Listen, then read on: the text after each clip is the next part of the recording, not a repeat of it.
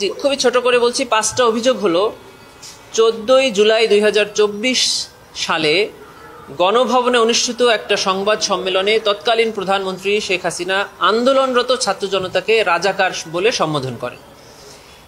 এটা একটি উস্কানিমূলক বক্তব্য। তারই প্রেক্ষিতে ওই 14 তারিখ রাতে তিনি তৎকালীন ঢাকা বিশ্ববিদ্যালয়ের ভিসি মাকসুদ কামাল সাহেবের সাথে ফোনে কথোপকথনে আন্দোলনকারী ছাত্রদের উপরে নির্যাতন এবং নিপীড়নের আদেশ এবং নির্দেশ এবং উস্কানি প্রদান করেন। তারই ফলশ্রুতিতে আবু সাইদ সহ 16 তারিখে 6 জন ছাত্র জনতা নিহত হন। এটি একটি অভিযোগ।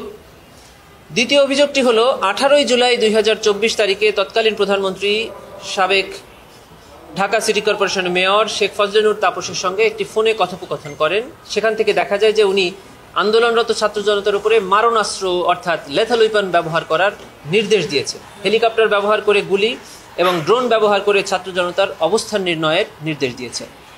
এর মাধ্যমে সারা দেশব্যাপী লেথাল ওয়েপন ব্যবহার করে 1400 ছাত্র জনতা নিহত হয়েছেন, হাজার হাজার ছাত্র জনতা আহত হয়েছেন।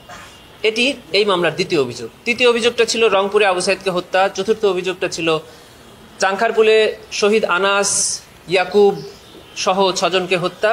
পঞ্চম অভিযোগ ছিল আশুলিয়াতে 6 জনকে হত্যার পরে তাদের লাশ পুড়িয়ে দেওয়া। এই 5টি অভিযোগে আমরা ফরমাল চার্জ সাবমিট করেছিলাম। চার্জ হিয়ারিং সেইভাবে করেছি।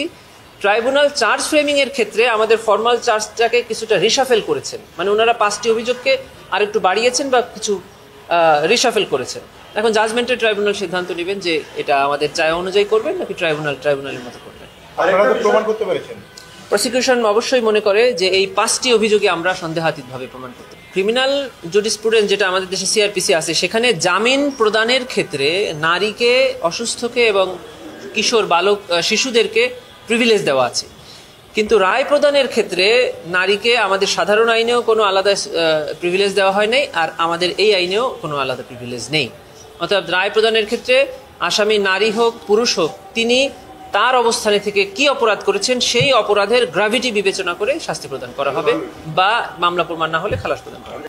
জি, এর আগে এই ট্রাইব্যুনালে যে আরও 56টি রায় হয়েছে তার বেশিরভাগ মামলাতেই স্টেট ডিফেন্স ছিল, এবং এই ট্রাইব্যুনালের প্রথম যে রায়টা হয়েছে মাওলানা আবুল কালাম আজাদ সাহেবের, সেটিও স্টেট ডিফেন্স দ্বারা পরিচালিত একটি মামলা ছিল, এবং আমাদের আইনে স্টেট ডিফেন্স দিয়ে যারা অনুপস্থিত আসামি আছে তাদের বিচারের ব্যবস্থা আছে।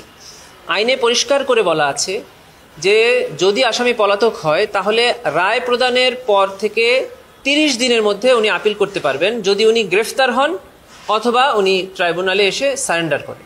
আদারওয়াইজ স্টেট ডিফেন্সের অ্যাপিলেট ডিভিশনে অ্যাপিল ফাইল করার কোনো এখতিয়ার নেই। আমরা যখন ট্রাইব্যুনাল প্রথম ওনার বিরুদ্ধে গ্রেফতারি পরোয়ানা জারি করলেন, তখন আমরা পররাষ্ট্র মন্ত্রণালয়ের মাধ্যমে রেড নোটিশ জারির একটা আবেদন করেছিলাম। কালকে যদি রায় হয় এবং রায়ে যদি ট্রাইব্যুনাল ওনার বিরুদ্ধে শাস্তি প্রদান করেন, তাহলে আমরা আরেকটি কনভিকশন ওয়ারেন্টের আবেদন ইন্টারপোলে আবার পাঠাবো তার বিরুদ্ধে রেড নোটিশ জারির জন্য। যে সকল আসামিরা এই মামলায় পলাতক আছে তারা গ্রেফতার হওয়া অথবা সারেন্ডার করা ছাড়া অ্যাপিলেট ডিভিশনে আপিল করতে পারবেন না। প্রথম কথা হলো যে এই ট্রাইব্যুনালে হাজির হয়ে উনিও সব কথা বলতে পারবেন। হাজির না হয়ে উনি যে সকল কথা বলবেন সেটা আইনের দৃষ্টিতে কোনো বক্তব্যই নয়, সামাজিক দৃষ্টিতে বক্তব্য, যেটাতে আমরা মনে করি যে উনি যে কোনো একটা সময় এসে বলবেন যে এখানে মামলা চলছে, এখানে যে মামলা হয়েছে এটা আমি জানি না বা জানতাম না, এটা বলার সুযোগ থাকছে না। উনি যে এই ট্রাইব্যুনালে কি মামলা হচ্ছে, কি কি অভিযোগ ওনার বিরুদ্ধে আনা হয়েছে এটা উনি জেনেছেন, এবং উনি যে বক্তব্যটা ওনার আদালতে এসে দেওয়া উচিত ছিল এটা উনি পাবলিকলি দিচ্ছেন। এটা একটা বিষয়। দুটি হলো, আমরা এই ট্রাইব্যুনালে বিশেষ করে জুলাই গণঅভ্যুত্থানের পরে পুনর্গঠিত ট্রাইব্যুনালে আমরা চেষ্টা করেছি গণমাধ্যমের, মানে আপনাদের মাধ্যমে সারা জাতিকে সাথে নিয়ে এই বিচারটা করতে, যেন শুধু বিচার হচ্ছে না, বিচারটা যে ন্যায় বিচার হচ্ছে এটা যেন জাতি জানতে পারে। এই জন্য আমরা একটা বড় অংশ প্রসিডিংস লাইভ করেছি। আমরা কি কি এখানে উপস্থাপন করছি, কি কি সাক্ষী এখানে এসে সাক্ষ্য দিচ্ছে, প্রতিদিন কোর্ট প্রসিডিং শেষে আপনাদের সাথে কথা বলছি, সাক্ষীরা নিজেরা এসে কথা বলছে। আমরা ওনার ভয়েস রেকর্ড বাজিয়ে শুনিয়েছি ওপেন কোর্টে, যেটা সম্প্রচার হয়েছে। সেখানে আপনারা শুনেছেন যে উনি নিজ মুখে এই আদেশটা দিয়েছেন কথোপকথনের মাধ্যমে। এইটা প্রত্যেকটি অপরাধী, পৃথিবীতে এখন পর্যন্ত যত এই ধরনের মানবতা বিরোধী অপরাধ হয়েছে কেউই স্বীকার করেনি যে ওনারা অপরাধী। তারই অংশ হিসেবে উনি অস্বীকার করেছেন, কিন্তু আদালত এটাকে ডিসাইড করবেন যে উনি আদৌ অপরাধী কি নয়। আমরা অ্যাবসলিউটলি গভর্নমেন্টের এবং কূটনৈতিক বিষয় হিসেবে দেখছি। প্রসিকিউশন বা বিচার ব্যবস্থার ক্ষেত্রে আমরা এটাকে কোনো আমলে নিচ্ছি না। উনি যে বক্তব্য দিচ্ছেন এটা গভর্নমেন্টের মতো স্টেপস নেবে।